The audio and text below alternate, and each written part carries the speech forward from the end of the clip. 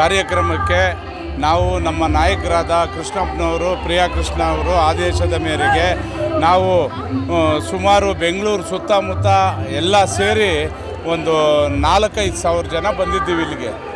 ಇಲ್ಲಿ ಕಾರ್ಯಕ್ರಮಕ್ಕೆ. ಈ ಕಾರ್ಯಕ್ರಮ 100 ವರ್ಷದ ಕಾರ್ಯಕ್ರಮ. 100 ವರ್ಷ ಏನು ಮಹಾತ್ಮ ಗಾಂಧೀಜಿಯವರು ಮಾಡಿದ್ರೋ ಅದನ್ನು ಇವಾಗ ಅದಕ್ಕೆ 100 ವರ್ಷ ತುಂಬಿದೆ. ಅದಕ್ಕೋಸ್ಕರ ಜೈ ಪಾಪು, ಜೈ ಭೀಮು, ಜೈ ಸಂವಿಧಾನ ಸಮಾವೇಶ ಅಂತ ಮಾಡ್ತಾ ಇದ್ದಾರೆ. ಆ ಕಾರ್ಯಕ್ರಮಕ್ಕೆ ನಾವು ಬಂದು ಮುಂದಿನ ದಿನಗಳಲ್ಲಿ ಇದೊಂದು ಸಂವಿಧಾನ ಹೀಗೆ ಇರಲಿ, ಇದಕ್ಕೊಂದು ಬಲ ಬರಲಿ. ಈ ನಮ್ಮ ಕರ್ನಾಟಕದ ಮುಖ್ಯಮಂತ್ರಿಗಳಾದಂಥ ಸಿದ್ದರಾಮಯ್ಯನವರು ಹಾಗೂ DK ಶಿವಕುಮಾರ್ ಅವರು ಇವರು ಹೆಚ್ಚಿನ ರೀತಿಯಲ್ಲಿ ಇನ್ನು ಈ ಕರ್ನಾಟಕ ಸರ್ಕಾರಕ್ಕೆ ಇದು ಮಾಡಲಿ.